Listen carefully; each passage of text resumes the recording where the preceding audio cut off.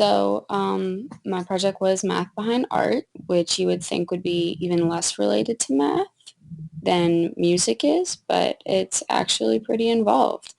Um, I have two kind of ways of dividing it up. We have like math before art, and then like composition wise, the way that math is involved in just like art, like starting from the early Renaissance on, and then the direct use of math in art, which is definitely more modern.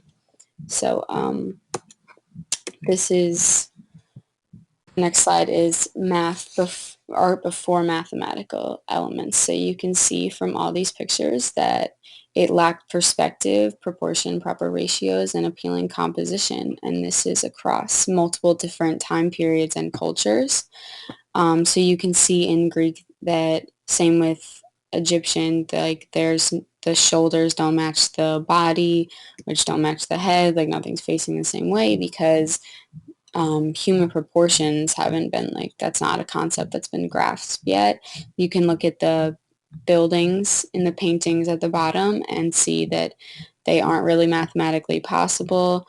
The people obviously aren't in proportion to the buildings, not to mention that overall in all of these paintings, the viewer doesn't know where to draw their eye. It just doesn't make any sense because the golden ratio is what's used to break up a lot of artworks like this, and that hasn't been used yet in mathematical composition. You can see, though, especially apparent in Egyptian art, is the use of geometric shapes. They're like a smaller way of breaking up, like making up a larger image. So that is very present. And you can see a lot of translations and reflections and symmetry, transformation that is across definitely in Egyptian. And that's just one example. It's very popular in African art. But then we get on to the very first use of math directly in composition, which would be linear perspective. This painting, The Holy Trinity with the Virgin and St. John and Donors by Masaccio, was done in the early Renaissance, and it's the very first use of linear perspective ever. So it's the first application of it, and it was kind of groundbreaking for art itself, especially because he did it so perfectly.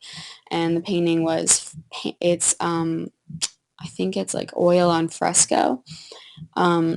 So he did it piece by piece, and he had it, this took years because he painted it like in irregular areas across the canvas. He had it years beforehand, like planned out, and you can see kind of like the process of like the perspective that he went from in the bottom left. So that was the first time painting had been done in this manner.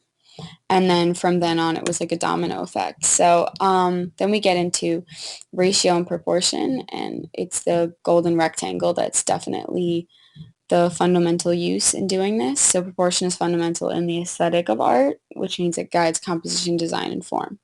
So the first example of the golden ratio would be the rectangle, which would be in the Mona Lisa most famously. You can see it in the shape of the canvas itself. You can see it on her face. You can divide a line across her eyes and see it again, and you can keep going. It's done, I think if you take a larger one around her head, it also is there as well.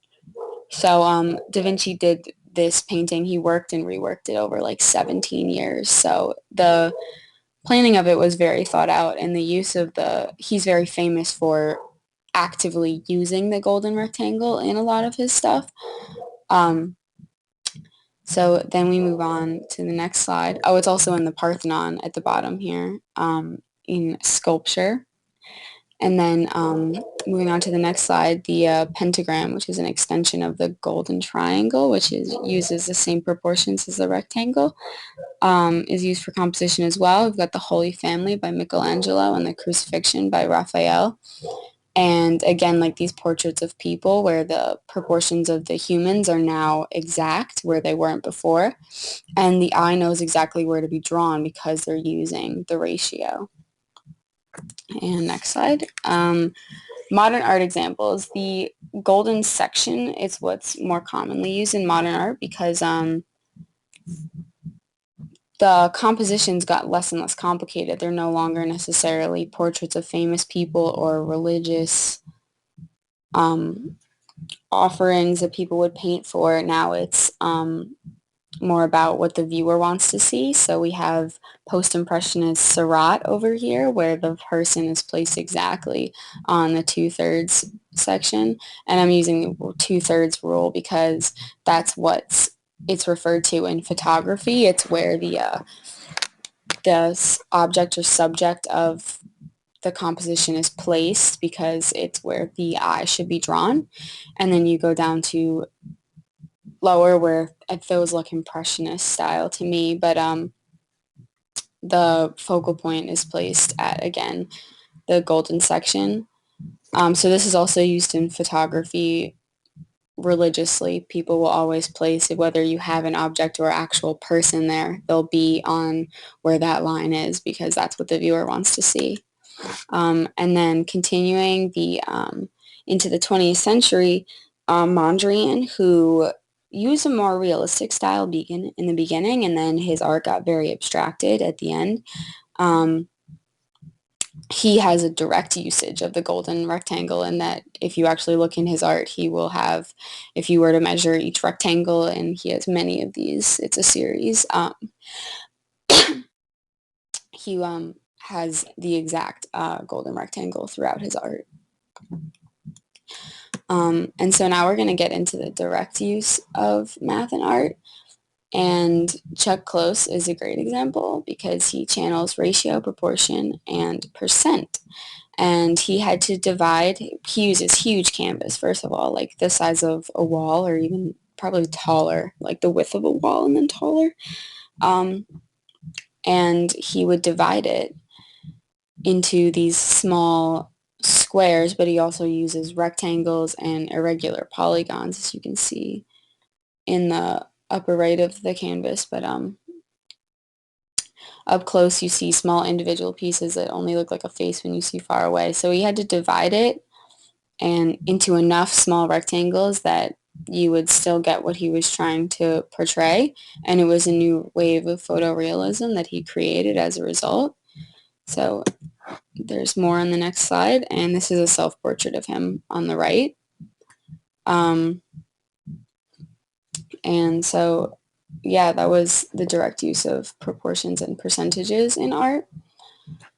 And then in mathematical sculpture, this gets really interesting with Jacob Verhoef, and he was one of the most famous mathematical sculptors. And he was a Dutch mathematician, a computer scientist, and artist. And you'll find that a lot of mathematical artists have backgrounds in math, and so he applied common concepts and geometric forms to 3D sculptures.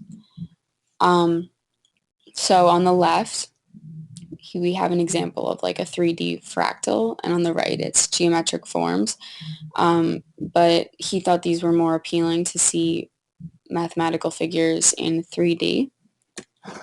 He was inspired by Escher, which we're going to talk about in a second, and because he was one of the most famous and prolific artists that used mathematics. So he had artistic structures based on geometric principles such as lattice figures and fractal formations. So anamorphic art, which is pretty cool. You can use cylindrical, or there's what's known as street art, but it's just minus the cylinder. You're just looking at it from a certain perspective. This uses a mirror to reflect the picture from a fixed perspective. So I have like an example on the left here of how it could technically be, a drawing could be transferred. It's not going to be exact, but you can use that. This is more commonly uses computer programs to do this. Yeah, on the right, upper right, we have Portrait of Escher Behind the Mirror, which is actually a drawing that Escher, which we're going to talk about in a second, he did, and an artist took it and stretched it out in a way that this grid portrays, and it reflects onto the mirror perfectly. And then on the bottom, you see like a different application of it by a French artist. And then we get into street art, which involves a skewed perspective, and you're going to use similar to the stretched out grid I just showed you. That's just kind of an example, but now it's going to be not stretched out in a semicircle, but just lengthwise, and it's going to be like brought in at one end. So it's done using the morphed grid. And then computer programs are also popular for this type of art. And you'll see this a lot of times in street art. So if you were to stand where these two on the right picture are, like looking down, what you would see makes no sense. But if you're standing from a specific point that the artist is going to keep in mind when creating this entire piece, that's when it all kind of makes sense. And so lastly, we have MC Escher, who is a Dutch graphic artist. And he used various geometries in his work. So he used Euclidean geometry and tessellations, hyperbolic geometry in his circle limit series, which are tessellations but in circular form, and then projective in depicting scenes in linear perspective, and he used spherical in prints and his carved spheres. So on the right here, you can see the beginning. This is his early work, the beginning of his use of tessellations, and this is just kind of a regular pattern that we see here. And when it gets more complicated is his circle limit series, and I think he's got about 4 or 5 of these, and they contain tessellations done freehand, but their mathematicians went back and looked at them, and they're actually drawn mathematically correct to the millimeter.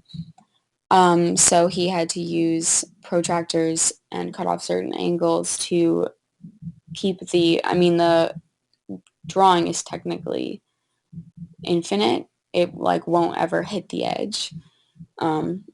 So each design begins with a small motif whose transformed images fill out the full design. So periodic tessellations, whether geometric or Escher-like, can be automatically generated by computer programs or by hand, following methods that employ isometries.